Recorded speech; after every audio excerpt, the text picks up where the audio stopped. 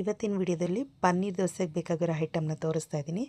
ಪನ್ನೀರು, ಈರುಳ್ಳಿ, ಟೊಮೆಟೊ, ಬೆಳ್ಳುಳ್ಳಿ, ಕೊತ್ತಂಬರಿ ಇದಿಷ್ಟು.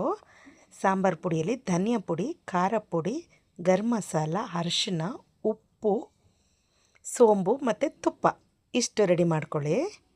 ಈಗ ಬನ್ನಿ, ಒಂದು ಬಾಣಲೆಗೆ 1-2 ಸ್ಪೂನ್ ಎಣ್ಣೆ ಹಾಕಿ ಈರುಳ್ಳಿ ಹಾಕ್ಬಿಟ್ಟು ಬೆಳ್ಳುಳ್ಳಿ ಹಾಕಿ, ಈರುಳ್ಳಿ ಸ್ವಲ್ಪ ಬ್ರೌನ್ ಆಗಲಿ, ಆದಮೇಲೆ ಬೆಳ್ಳುಳ್ಳಿ ಹಾಕಿ ಸೋಂಬು ಹಾಕಿ ಸ್ವಲ್ಪ ಫ್ರೈ ಮಾಡಿ, ಸ್ವಲ್ಪ ಲೈಟ್ ಗೋಲ್ಡನ್ ಬ್ರೌನ್ ಆಗೋವರೆಗೂ ಫ್ರೈ ಮಾಡ್ತಾಯಿರಿ. ಅದಾದಮೇಲೆ ಸ್ವಲ್ಪ ಶುಂಠಿ ಬೆಳ್ಳುಳ್ಳಿ ಪೇಸ್ಟ್ ಹಾಕಬೇಕು.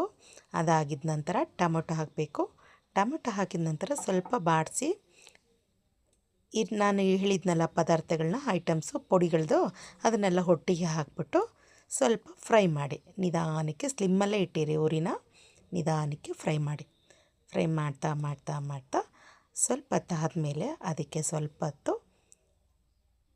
ತಟ್ಟೆ ಮುಚ್ಚಿ 5 ಮಿನಿಟ್ಸ್ ಆದಮೇಲೆ ತೆಗೆದಾದ್ಮೇಲೆ ಸ್ವಲ್ಪ ಎಲ್ಲ ಮೇಲೆಲ್ಲ ಸ್ವಲ್ಪ ಫ್ರೈ ಆಗಿರುತ್ತೆ. ನಿಮ್ಗೇನಾದರೂ ಗಟ್ಟಿಯಾಗಿ ತಲೆ ಹಿಡಿತು ಅಂದರೆ ಬೇಕಾದ್ರೆ ಸ್ವಲ್ಪ ನೀರನ್ನ ಆ್ಯಡ್ ಮಾಡ್ಕೊಳ್ಳಿ. ನನಗಿದು ಕನ್ಸಿಸ್ಟೆನ್ಸಿ ಕರೆಕ್ಟಾಗಿದೆ, ನಾನು ಹೀಗೆ ಮಾಡ್ತಾಯಿದ್ದೀನಿ. ಇದಕ್ಕೆ ಇವಾಗ ಪನ್ನೀರ್ ಹಾಕ್ಬಿಟ್ಟು ಒಂದು 2 ಮಿನಿಟ್ಸು ಸ್ವಲ್ಪ ಅದು ಹಾಗೇ ಬಾಡಿಸಿದ್ರೆ ಇದಾಗೋವರೆಗೂ ಪನ್ನೀರ್ದಾದಮೇಲೆ ಅದು ಬೆಂದಿದೆ. ಆದಮೇಲೆ ಸ್ವಲ್ಪ ಕೊತ್ತಂಬರಿ ಹಾಕ್ಕೊಂಡು ಈಗ ಇದಕ್ಕಾಗೋದು ರೆಡಿಯಾಗಿದೆ. ಈಗ ತವ ಮೇಲೆ ದೋಸೆ ಹಾಕ್ಕೊಳ್ಳೋಣ. ದೋಸೆನ ಲೈಟಾಗಿ ಪೇಪರ್ ಥರ ಮಾಮೂಲಿ ನೀವು ದಪ್ಪ ಬೇಕಾದ್ರೂ ಹಾಕ್ಕೊಳ್ಳಿ, ತೆಳುಗೆ ಬೇಕಾದ್ರೂ ಹಾಕ್ಕೊಳ್ಳಿ, ನಿಮ್ಮ ಚಾಯ್ಸು. ಅದಾದಮೇಲೆ ಸುತ್ತ 1 ಸ್ಪೂನು ತುಪ್ಪನ ಉದುರಿಸಿದ್ರೆ ತುಂಬ ಚೆನ್ನಾಗಿರುತ್ತೆ ತಿನ್ಬೇಕಾದ್ರೆ. ಫ್ಲೇವರ್ ಅದು ತುಂಬ ಚೆನ್ನಾಗಿ ಬರುತ್ತೆ, ಮತ್ತು ಘಮನೂ ನಿಮಗೆ ಗೊತ್ತಲ್ಲ. ಹಾಕಿದ್ಮೇಲೆ ಸ್ವಲ್ಪ ಹೊತ್ತು ಮುಚ್ಚಳ ಮುಚ್ಚಿ ಒಂದು ಬೇಯಿಸಿದ್ರೆ ಮೇಲ್ಗಡೆ ಹಸಿದೆಲ್ಲ ಬೇಗ ಬೇಯುತ್ತೆ. ಆದಮೇಲೆ ಈ ಸ್ಟಫಿಂಗ್ನ ಅದ್ರ ಮೇಲೆ ನಿಧಾನಕ್ಕೆ ನಿಮ್ಗೆ ಅರ್ಧಕ್ಕೆ ಮಾತ್ರ ಹಾಕ್ಕೊಳ್ಳಿ, ಇನ್ನು ಅರ್ಧ ಫೋಲ್ಡ್ ಮಾಡೋಕ್ಕೆ ಬೇಕಲ್ವ.